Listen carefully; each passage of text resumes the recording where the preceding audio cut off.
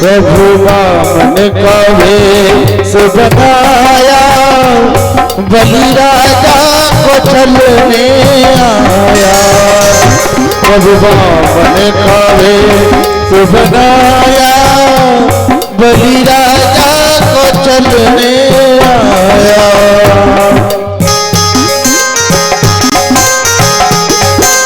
बोलिए बामन भगवान की जय हो। सुनो पल मेरी करो पलकिन देवी।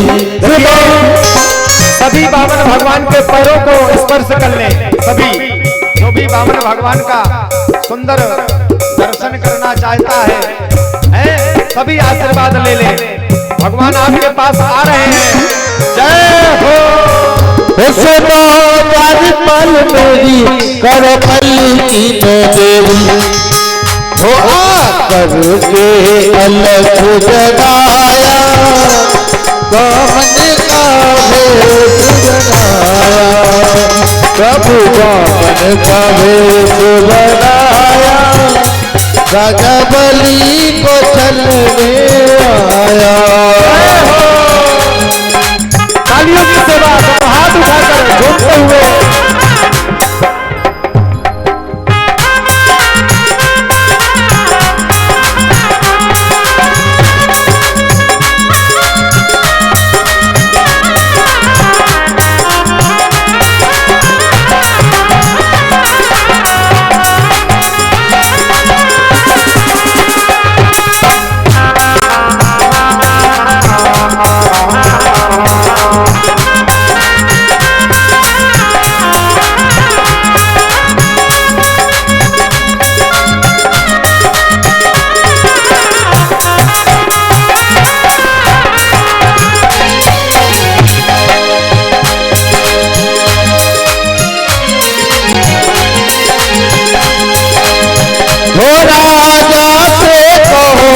कष्ट इतना सहो, राजा से कहो कष्ट इतना सहो। होवे दान की इच्छा लाया, बलि राजा को छलने आया। प्रभु बामन का वेश बनाया, बलि राजा को छलने आया। तो तेरे द्वार खड़ा भगवान, तो तेरे द्वार खड़ा रे भगवान। भगत भर दे रे झोली, तेरा होगा बड़ा रे एहसान, तेरा होगा बड़ा रे एहसान। भगत भर दे तेरे द्वार खड़ा रे भगवान। भगत भर दे रे झोली। बोलिए बामन भगवान की जय। सुंदर स्वागत किया है बामन भगवान से। सुंदर राजा बलि ने कहा, जय हो सरकार, आज हमारा जीवन धन्य हो गया आपका दर्शन करके। क्या सेवा करें, 56 भोग लेकर आए हैं। बामन भगवान ने कहा, भैया हमें भूख नहीं है, तो फिर क्या सरकार आपकी सेवा करें, कुछ जलपान कर लो। बोले वो भी इच्छा नहीं है। बोल नहीं रहे कुछ महाराज, माला हाथ में है। राजा बलि सोच रहे होंगे कोई अनुष्ठान इनका चल रहा है, इसलिए ये ना भोजन कर रहे ना जलपान हमारा ग्रहण कर रहे। बोले बैठिए महाराज, आपकी क्या सेवा करें। आप कहो तो सुंदर छोटी सी बहू ले आए आपके काज। बामन भगवान कुछ नहीं बोल रहे। सुंदर महाराज अपने राजकोष से तरह तरह के रत्न मणि लेकर आए हैं, फिर भी बामन भगवान उसको स्वीकार नहीं कर रहे। अब तो राजा बलि की श्रद्धा और बढ़ गई। भाई त्याग के पीछे श्रद्धा होती है। इतना बड़ा त्याग है बावन भगवान के अंदर है। राजा बलि समझ गया कि यह साधारण नहीं है। अब भगवान बावन कहते हैं सुनो, बहुत देर से कह रहे हो ले लो ले लो, हैं कुछ देना ही चाहते हो तो 3 पग भूमि दे दो बस। कितने पग? 3 पग। बोले 3 पग में महाराज क्या कर पाओगे आप? हैं ठीक से बैठ नहीं पाओगे। बोले हम बैठ लेंगे, हमें बैठ के भजन करना है। जहां कहीं बैठते हैं लोग बाग कहते हैं बाबा बैरागी हैं, आज भजन कर रहा है कल मंदिर बनवा लेगा। बोलो जय श्री कृष्ण। इसलिए हमें भजन कोई नहीं करने देता, इसलिए हमें बैठने के लिए 3 पग भूमि दे दो। बोले महाराज इतना बड़ा चक्रवर्ती सम्राट हूं मैं, मांगना भी आपको नहीं आता है और मांगे भी हो बहुत देर में, तो 3 पग भूमि। भक्तों कहते हैं अग्रम बुद्धि बाणिया मध्यम बुद्धि जाट तर्क बुद्धि तुरकड़ा बावन चौपट पाठ। अभी आप छोटे ही हैं तो मांगना नहीं आता। भगवान ने मन में कहा तुम 3 पैर ही पूरे कर देना, बड़े त्रिलोकीनाथ बनते हो। बलि ने कहा महाराज जैसी आपकी इच्छा। राजा बलि कहते हैं महाराज जो आपको जगह पसंद आ जाए ले लो। बोले ऐसे नहीं लेता। तो फिर कैसे लेते? बोले पहले संकल्प करो। बोले महाराज 3 पैर भूमि के लिए संकल्प करूं मैं, ये उचित नहीं लगता। बोले नहीं हम संकल्प के साथ ही लेते हैं। बोले ठीक है अगर आप कहते हैं तो संकल्प ले लेंगे। राजा बलि ने संकल्प लिया है। कहते हैं जल को जैसे कमंडल से डाला है तो जल तो आया नहीं, क्योंकि शुक्राचार्य जी उस कमंडल के महाराज नोक में बैठ चुके हैं। राजा बलि को मना भी किया है गुरु शुक्राचार्य ने कि राजा बलि संकल्प कर मत लेना, ये ना बामन है ना 53 है, ये साक्षात वही त्रिलोकीनाथ छलिया विष्णु छम छम करके आया है, मोहिनी बन के आया, देवताओं को अमृत पिला दिया। इसको संकल्प मत दे देना। लेकिन बोले महाराज मैं तो कह चुका हूं, अब मुझको देना ही देना पड़ेगा। शुक्राचार्य जी फिर भी नहीं माने। कमंडल की महाराज टोटी पर बैठ गए। बोले भगवान ने कहा जल नहीं गिर रहा, इसका मतलब कुछ लफड़ा है। समझ गए शुक्राचार्य जी बैठे हुए हैं।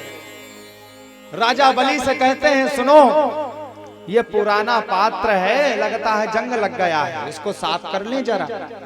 कुसा उठाया है और कमंडल के महाराज वह नोक में फेंक करके मारा है। शुक्राचार्य जी टोटी पे बैठे हुए थे, एक आंख गोविंदाय नमो नमः हो गई। बोलो जय श्री कृष्ण। अब तो आग बबूला हो गए शुक्राचार्य जी। बोले कोई तो ले रहा है, कोई तो दे रहा है, मैंने एक आंख अपनी और गंवाई। अरे राम। भागे वहां से और कुपित होकर के राजा बलि को श्राप दे दिया।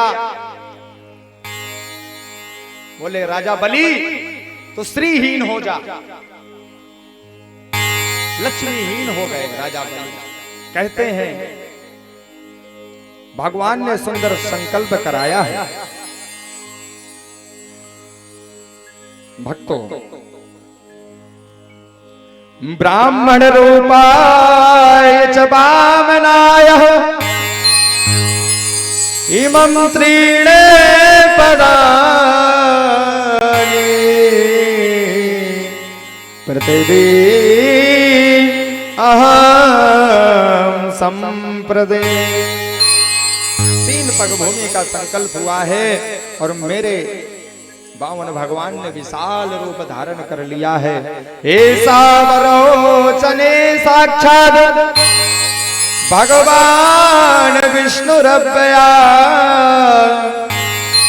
कश्यपादितिर जातो देवानां कार्य साधका। देवताओं के कार्य की सिद्धि के लिए आज बावन भगवान ने अपना विराट रूप धारण किया है और कहते हैं तो ही पग में पूरे ब्रह्मांड को नाप दिया। अब भगवान कहते हैं राजा बलि तीसरा पग भूमि कहां है, तीसरा पैर कहां रखूं। राजा बलि घबरा गया भगवान के विराट रूप को देखकर। बोले महाराज अब तो मेरे पास कुछ नहीं बचा, लेकिन हाँ अभी मैं बचा हूं। आप मेरे ऊपर अपना तीसरा पैर रख दीजिए, मेरा संकल्प पूरा हो जाएगा। धन्य है राजा बलि ने आज अपने ऊपर गोविंद के चरणों को रखवाया है और अपने वचन से मुक्त हुए हैं। भगवान प्रसन्न हो गए और राजा बलि को रसातल का राजा बना दिया।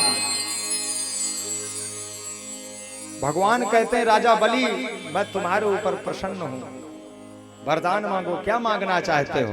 राजा बलि ने कहा महाराज देना ही चाहते हो तो बस एक चीज दे दो। कौन सी चीज। बोले आपका अखंड अविरल निरंतर आते जाते उठते बैठते आपका दर्शन होता रहे। बोलो जय श्री कृष्ण। अब तो भगवान हो गए चौकीदार हैं, पहरेदार बन गए। भाई पहरेदार बनना ही पड़ेगा। राजा बलि ने कहा है आते जाते उठते बैठते आपका दर्शन हो तो चौकीदार तो बनना ही पड़ेगा। आए थे छलने हमारा छल गए। भगवान ने कहा चक्कर में फंस गए साहब। कहते हैं 4 महीने आज भी रसातल में भगवान विष्णु पहरा देते हैं। जब देव उठनी एकादशी आती है ना तब भगवान जगकर आते हैं।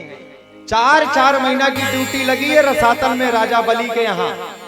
4 महीने भगवान विष्णु जी अपनी ड्यूटी करते हैं, 4 महीना ब्रह्मा जी करते हैं और 4 महीना शंकर भगवान करते हैं। बोलो जय श्री कृष्ण। अगले जो मनवंतर के राजा इंद्र कहलाएंगे वो राजा बलि ही इंद्र बनेंगे। बोलो जय श्री कृष्ण। लक्ष्मी जी आई हैं और रेशम का धागा बांध कर राजा बलि को अपना धर्म भाई बनाया है और भगवान को वहां से लेकर आई हैं। लक्ष्मी जी कहती हैं जाते थे हो नाथ छलने तो स्वयं छल कर आ जाते हो, हैं स्वयं छल जाते हो। मैं ना होती तो आप बच ना पाते। बोलो जय श्री कृष्ण। बने रहते चौकीदार। आगे का स्वामी सुखदेव जी ने अद्भुत नवम स्कंद में सुंदर राम कथा का निरूपण किया कि राम कृष्ण दो एक है, अंतर नहीं निमेष, इनके नयन गंभीर हैं, इनके चपल विशेष। मेरे राम जी के नैनों में महाराज गंभीरता है और मेरे ठाकुर कृष्ण जी के नेत्रों में चपलता है। मेरे राम जी मर्यादा पुरुषोत्तम है और मेरे कन्हैया लीला पुरुषोत्तम है। कहते हैं नारायण से ब्रह्मा जी हुए और ब्रह्मा जी के पुत्र मारीच हुए, मारीच के पुत्र कश्यप हुए और कश्यप के विवस्वान हुए। आगे महाराज इक्ष्वाकु हुए, इक्ष्वाकु के कुक्षी हुए, कुक्षी के बेकुक्षी हुए। ये सूरवंशियों के महाराज राजा हैं, नाम सुन लीजिए। विकुक्षी के बाण हुए, बाण के अनारण्य हुए, उनके पृथु हुए, पृथु के पुत्र त्रिशंकु हुए, त्रिशंकु के पुत्र धुंधुकुमार हुए, धुंधुकुमार के पुत्र यमुनाक्ष हुए, यमुनाक्ष के पुत्र मानधाता हुए, मानधाता के पुत्र सुसंधि हुए, सुसंधि के पुत्र द्रुसंधि हुए, द्रुसंधि के महाराज असित हुए, असित के सगर हुए, सगर के असमंजस हुए, असमंजस के अंशुमान हुए, अंशुमान के दिलीप हुए, दिलीप के आगे ककुत्स्थु हुए, आगे महाराज रघु हुए, जिससे रघुकुल वंश चला है।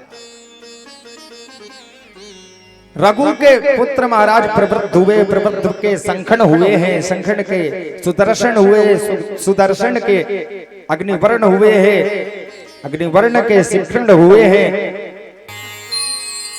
आगे महाराज प्रशस्क हुए हैं, फिर अम्बरीश, फिर नहुस, ययाति, नभाग, बड़े बड़े महाराज राजा हुए हैं। भक्तों आगे एक प्रतापी राजा हुए जिनका नाम दशरथ है। भक्तों कहते हैं सूर वंश की परंपरा रही है गुना, यज्ञ के महाराज किसी को पुत्र नहीं होता, जब यज्ञ करते जब ही पुत्र प्राप्ति होती। दशरथ जी ने पुत्र कामेष्टि यज्ञ किया, ठाकुर जी की कृपा हुई दशरथ जी के ऊपर, और कहते हैं खीर का चरु लेकर अग्नि नारायण भगवान प्रकट हुए हैं। सुंदर कहते हैं भक्तों नवमी तिथि आई है, शुक्ल पक्ष आया है, अभिजीत मुहूर्त आया है महाराज। आहा हा